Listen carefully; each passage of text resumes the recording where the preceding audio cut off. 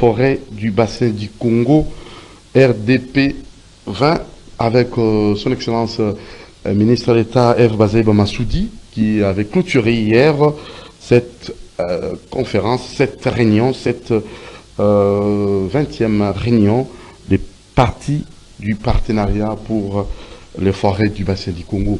Alors nous allons vous laisser suivre en intégralité cette clôture, mais avant cela, je vais d'abord vous rappeler, juste après cette clôture, vous aurez droit à votre numéro chaque fois habituel avec le docteur qui est le président de tous les nutritionnistes du Congo, et aussi le numéro 1 d'Afrique et le numéro 2 mondial. C'est bien monsieur le docteur Désiré Bombile. Avec lui, nous allons parler nutrition. Bonjour monsieur Désiré Bombile. Bonjour mon ami Doudou Montiri. Vous allez bien? Très bien, merci. Et puis tous les amis qui nous suivent à partir de la maison, vous qui êtes déjà habitués, je vous dis bonjour et plein de bonnes choses. Tout marche bien, tout évolue, la campagne... on est en train de nous démener pour ça. On est en train de nous démener pour ça. Je crois que par la grâce de Dieu, ça va tenir. On garde l'esprit positif. On garde aussi les sang-froid par rapport à cet événement. Je sais que le stress déjà commence à se manifester. On appelle la fièvre des événements qui commence à se manifester. Et nous croyons que tout ira mieux.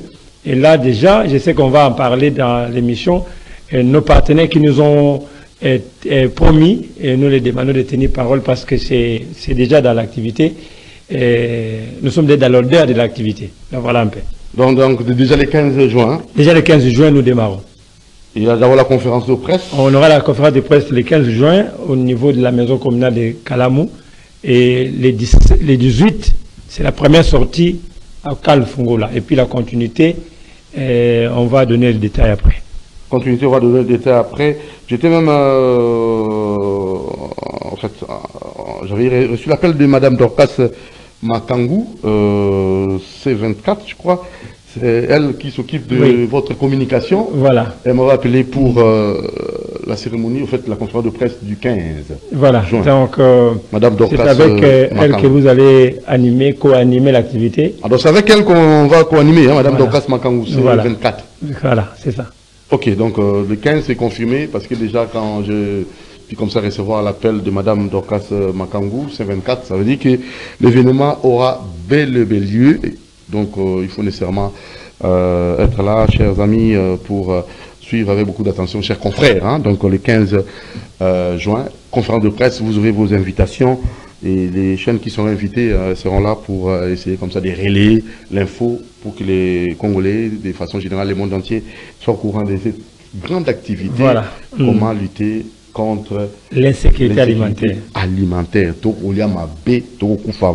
Dis-moi ce que déjà, même l'organisation est déjà en formation. Oui. Dans un recyclage depuis mardi, ils sont en train de recycler pour qu'ils soient à la hauteur sur le terrain.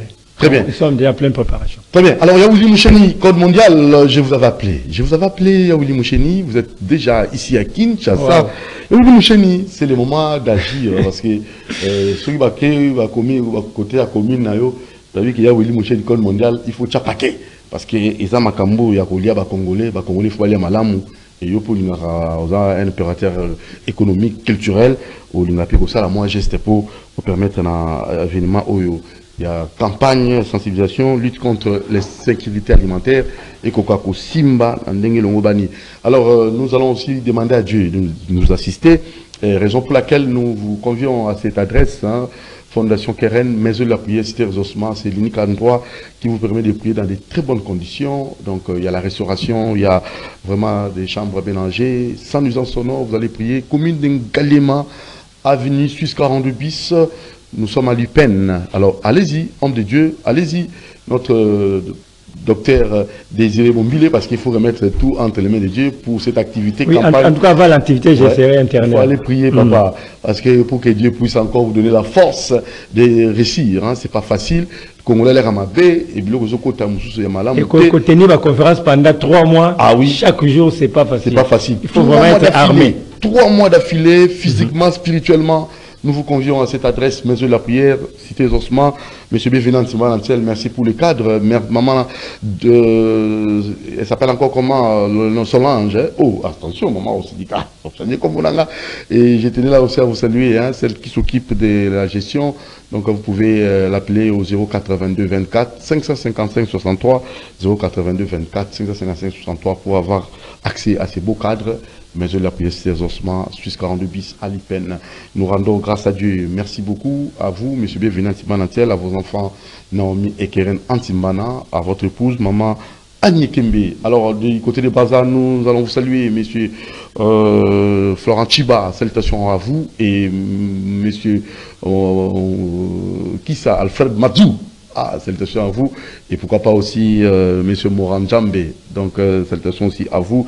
Trésor Mbemba. Et je n'oublie pas aussi monsieur Kouba. Alors, salutations aussi à vous du côté de Brazzaville. Alors, on va très rapidement penser aussi à madame Dorcas Dor. Ouais, c'est intéressant qui madame Dorcas Dor pour la ONG d'Action Plus. J'avais oublié. Parce qu'elle s'occupe aussi d'un souci à des œuvres. Elle pouvait aussi oui, depuis que cela qui m'a camboyé, il y a marche de santé. Madame Docastor avait des initiatives en or, terre en or. Mais est-ce qu'on peut essayer l'autre côté? Hein? Donc, assister au thé. Non, non, réagi. Peut-être dans la cacha, peut-être dans la cacha calcul. Ah, c'est la cacha. Ah, c'est la cacha. C'est la cacha. Quand la sourire. Ah non. Maman intervenait, ça va aider les Congolais, la personne vulnérable et désœuvrée. Vraiment. Dis-moi ce que tu manges. Je te dirai comment tu mourras. Ah oui, l'assiette tue plus que la guerre. Attention, attention. Ok.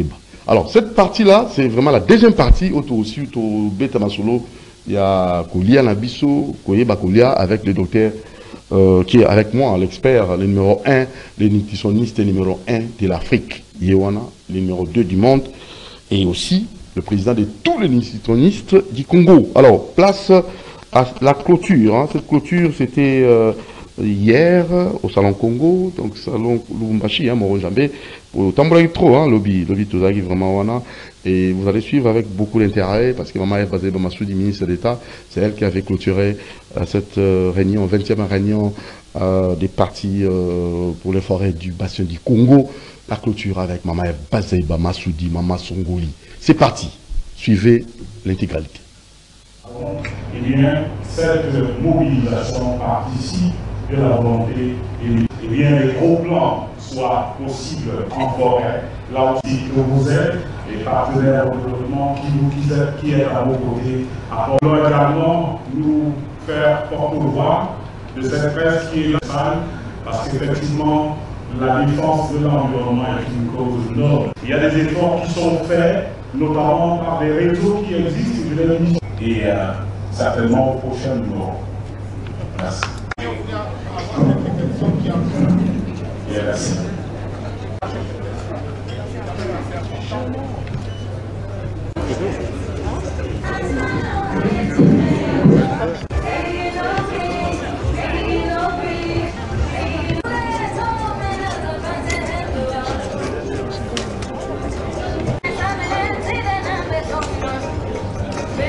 Rapidement, s'il vous plaît, avec les officiels.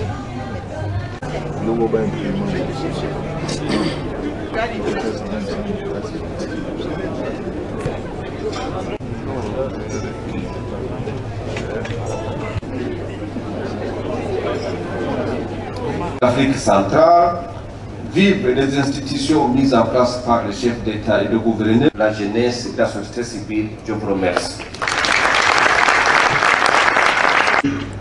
Notre cérémonie de président en exercice du Conseil des ministres de la Commission des forêts. L'Afrique centrale, vivre des institutions mises en place par le chef d'État et le gouverneur. Facilitateur, mesdames et messieurs,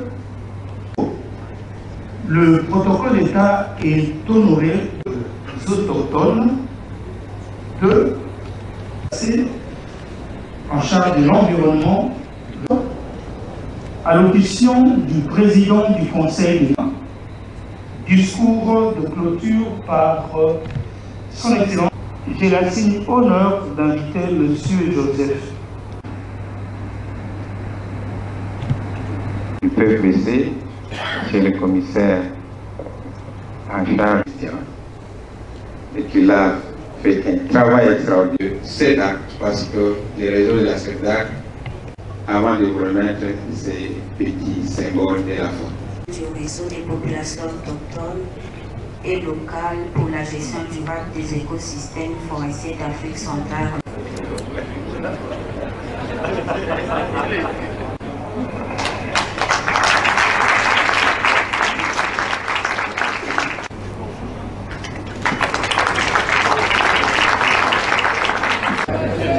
Et je pense que le secrétaire démocratique du Congo. Je réitère notre entière Afrique centrale, vive des institutions mises en place par le chef d'État et le gouverneur, la jeunesse et la société civile. Je vous remercie. Merci beaucoup à vous, Excellence, Monsieur. Alors que la communauté mondiale célèbre aujourd'hui, le 5 juin 2024, la commémoration de la Journée mondiale de l'environnement, c'est pour moi un honneur de vous retrouver après 3 jours d'intenses travaux précédés par le Forum des jeunes pour réfléchir sur l'avenir des forêts du bassin du Congo et participer aux efforts de protection de la restauration des terres à l'occasion de la 20e réunion des parties du partenariat pour les forêts du bassin du Congo. Pour votre gouvernement, la Journée mondiale de l'environnement de cette année se concentre essentiellement sur la restauration des terres, la désertification et la résistance à la sécheresse sous les slogans ou les thèmes « Nos terres, notre avenir », nous sommes la génération de restauration.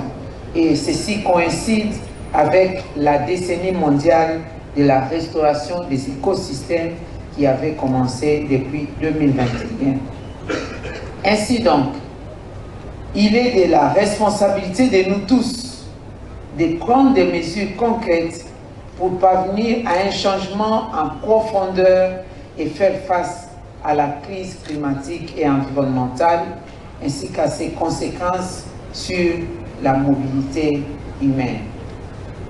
Excellences, Mesdames et Messieurs, distingués invités, parce que nous parlons de la Journée mondiale de l'environnement, le bassin du Congo, ces poumons de l'humanité, est confronté ces jours à la dégradation, à la désertification et à la sécheresse.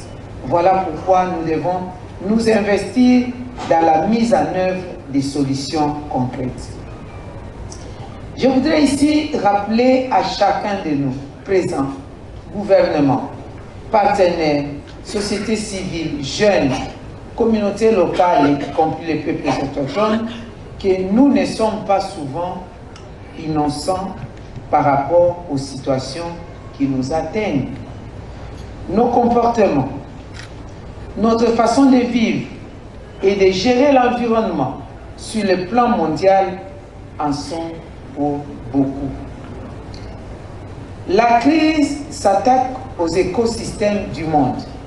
Des milliers d'hectares de terres sont dégradés, touchant près de la moitié de la population mondiale. C'est dans ce sens-là que, au vu des engagements pris par la République démocratique du Congo, à pouvoir boiser ou reboiser 8 millions d'hectares, que sous l'impulsion de son Excellence, Monsieur le Président de la République, chef de l'État, Monsieur Félix Antoine Tshisekedi Tshilombo, à qui je rends hommage, une fois de plus, hommage vibrant, a initié plusieurs projets qui ont été implémentés en République démocratique du Congo pour combattre la sécheresse, la désertification, le réchauffement de notre planète. Il s'agit du programme, entre autres, il s'agit du programme présidentiel Jardin scolaire, où il a pris l'engagement, la vision d'avoir planté 1 milliard d'arbres de 2019 jusqu'en 2023.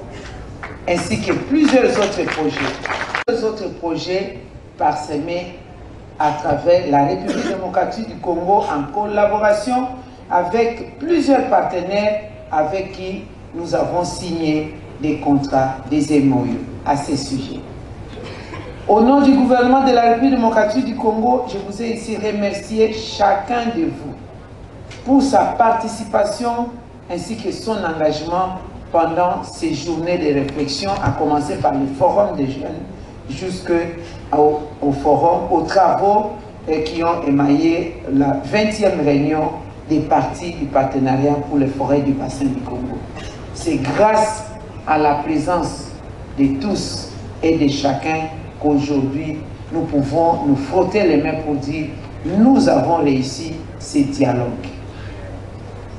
Nos remerciements vont aussi à tous ceux qui de près ou de loin ont rendu possible la tenue de ces assises, notamment la co-facilitation des républiques gabonaises et françaises, le secrétariat exécutif de la Comifac et la coordination nationale de la Comifac, ainsi que toute autre personne que nous n'avons pas pu lister ici. Excellences, mesdames et messieurs, les assises que j'ai l'honneur de... Ainsi, chaque thématique abordée dans les différents segments nous ont permis de formuler des résolutions et recommandations susceptibles d'atteindre les objectifs pour lesquels cette 20e réunion des partis a été organisée.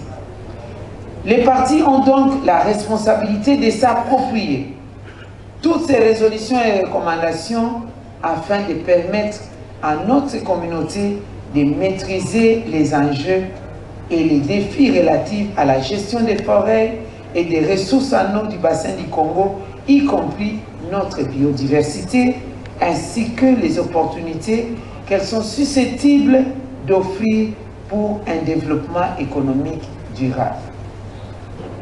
À tous les partenaires des pays du bassin du Congo, votre responsabilité devra être engagée en vue du respect des engagements financiers souscrits pour limiter la température moyenne de notre planète à 1,5 degrés Celsius et les pays forestiers du bassin du Congo dont nous jouerons notre part. Cela va de la survie de tous. Ainsi, le fait que le respect des conventions internationales, le respect de nos engagements, la protection des écosystèmes doivent être des outils de paix et de sécurité humaine imposables à tous. Et que les intérêts économiques, les besoins du développement, le besoin d'industrialisation, les besoins de lucre ne devaient pas nuire à la préservation de l'environnement. Il est possible de concilier, je l'ai toujours dit, les besoins économiques qui représentent le pain et les besoins d'oxygène pour notre survie. Alors, c'est seulement lorsque nous allons comprendre cette assertion que nous serons à même d'assumer notre rôle naturel du poumon de l'humanité. Nous avons l'obligation de protéger la nature, car protéger la nature, c'est se protéger soi-même. Mesdames et messieurs, ainsi à l'aube de la transition énergétique, la mobilisation des financements innovants devrait se focaliser sur les modes de développement économique sobre en carbone qui tient compte des priorités et besoins des populations résilientes. C'est sur ces mots, distingués invités, que je déclare close la 20e réunion des partis du partenariat pour les forêts du bassin du Congo. Que vive le partenariat des forêts du bassin du Congo, que vive la Commission des forêts d'Afrique centrale, que vive la République démocratique du Congo. Je vous remercie. Cérémonie de clôture. Le protocole d'État remercie tous les participants dans les jours à venir. Mesdames et messieurs, distingués invités.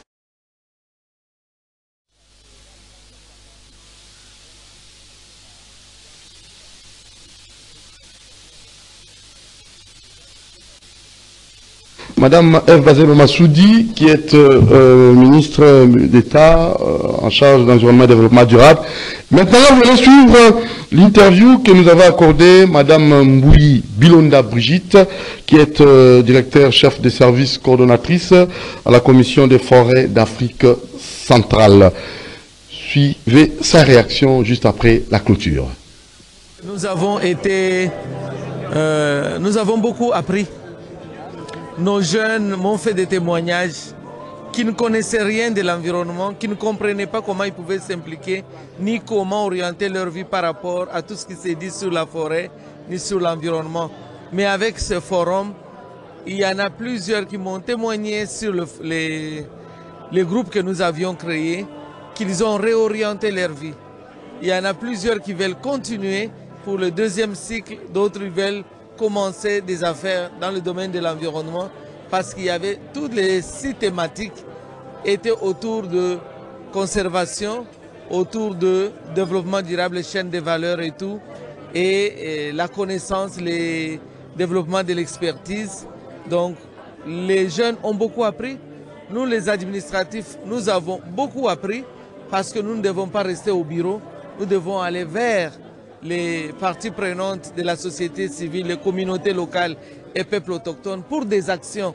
Nous ne devons pas rester sur les discours, mais nous avons besoin des activités pour montrer le changement dont on attend.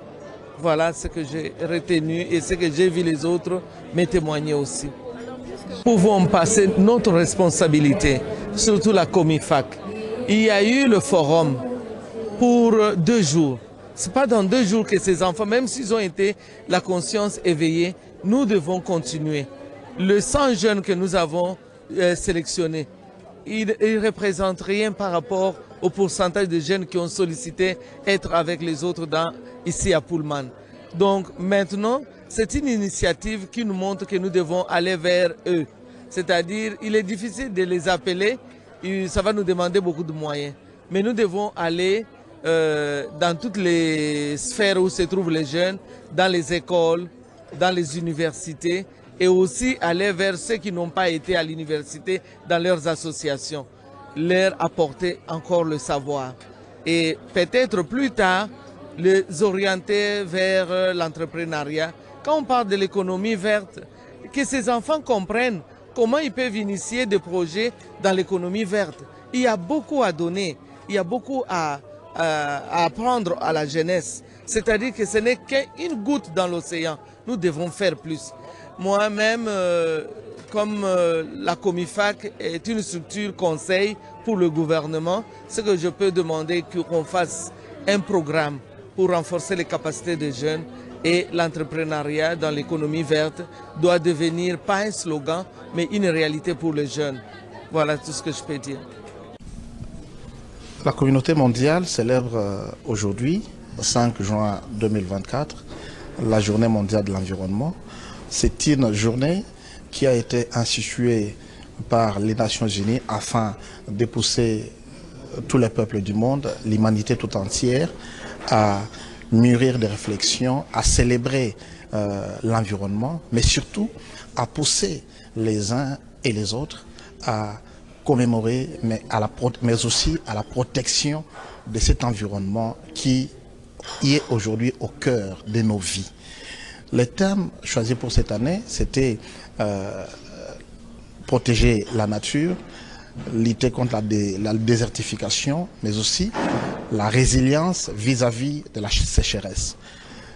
Il est question ici de pousser la communauté mondiale à développer un comportement et des attitudes responsables en vue de protéger l'environnement, en vue de protéger les ressources naturelles, notamment les ressources forestières, lesquelles ressources aujourd'hui constituent une source de vie. Comme on l'a toujours dit, protéger la nature, c'est se protéger soi-même. il est question aujourd'hui d'appeler les mondes, d'appeler les populations locales, d'appeler tous les acteurs concernés à travailler tout en tenant compte de notre environnement, en le protégeant, mais surtout en posant des gestes responsables. Lesquels gestes vont nous permettre de développer une résilience vis-à-vis aujourd'hui des menaces qui pèsent sur l'environnement, des menaces qui sont causées par les changements climatiques, mais aussi de tout ce qui peut affecter nos vies causées par un environnement qui n'est pas de qualité.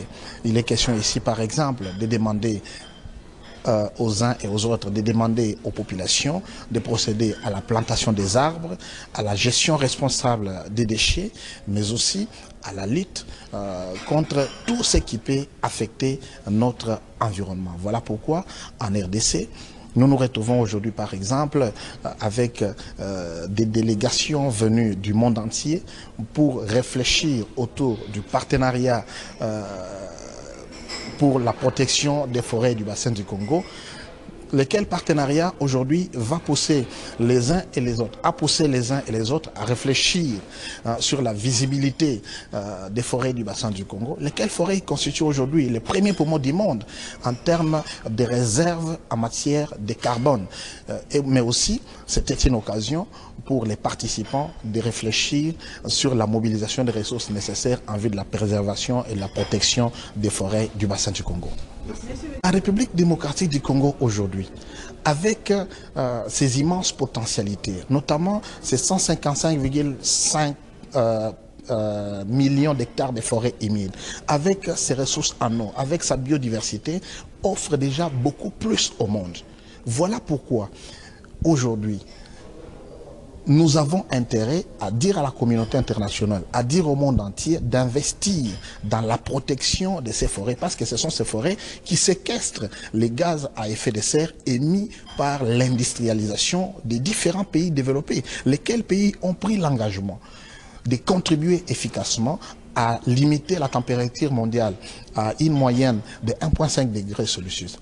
Malheureusement, il a été constaté que depuis que ces engagements ont été pris lors de la COP 21 à Paris, avec l'accord de Paris, rien n'a été fait de concret. C'est pourquoi aujourd'hui, la RDC est en train de faire un appel solennel à tous ces pays du monde, à tous ces pays développés, afin de respecter leurs engagements. Et c'est dans ce sens-là que nous, en tant que population congolaise, nous, gardiens ou propriétaires de nos forêts qui séquestrent les gaz à effet de serre émis par l'industrialisation de ces pays développés, nous allons gagner en termes de quelque chose.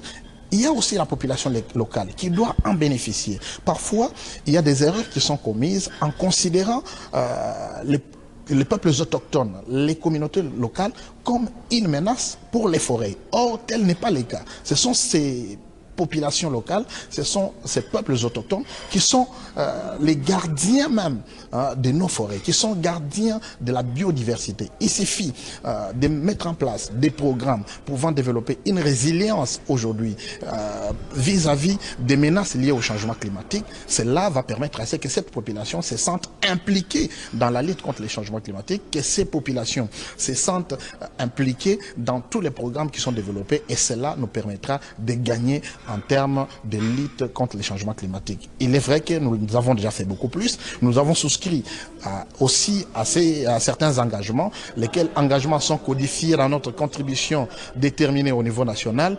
Si nous les faisons ainsi, la communauté internationale devait jouer aussi sa part pour permettre à ce que nous puissions, dans la mesure du possible, obtenir des financements. Les financements, par exemple, en termes de la mise à la disposition de nos communautés des moyens de subsistance, à la mise à disposition de ces communautés des sources alternatives, par exemple, au lieu que les populations puissent recourir aux forêts pour les bois de chauffe, pour que sais-je encore. Si on met à la disposition de ces communautés locales, par exemple, des énergies renouvelables ou encore des énergies hydroélectriques, on aura créé une réponse pour lutter contre les changements climatiques.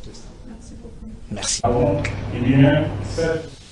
Voilà, c'était là le Durkaba, toujours au niveau du ministère de l'Environnement et du Développement durable, ministère d'État en charge de l'Environnement et du Développement durable, qui est pilote Maëv Bazeba Massoudi Mamasongoli. Et vous avez compris, la clôture, c'était hier, et vous avez suivi l'intégralité de cette clôture. Alors, nous changeons directement